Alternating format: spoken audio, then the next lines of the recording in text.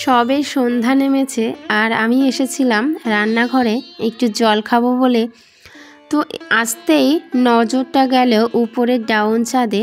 এসে দেখলাম হাজার হাজার কালো পিঁপড়ে তাদের মুখে খাবার নিয়ে আমার এই রান্নাঘরের ছাদেই অপেক্ষা করছে, হয়তো এক এক করে তাদের বাসায় যাবে।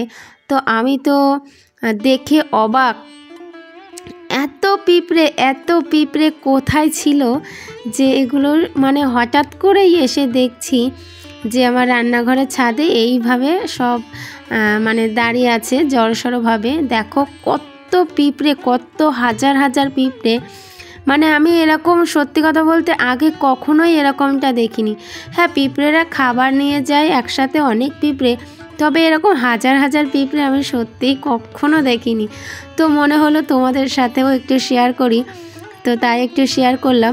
যেহেতু রাত্রেবেলায় আলোটা ভালোভাবে আসছে না এদিকে, তাই কিন্তু খুব একটা বোঝা যাচ্ছে না। একটু লক্ষ্য করে দেখলেই বুঝতে পারবে যে কত কত পিঁপড়ে।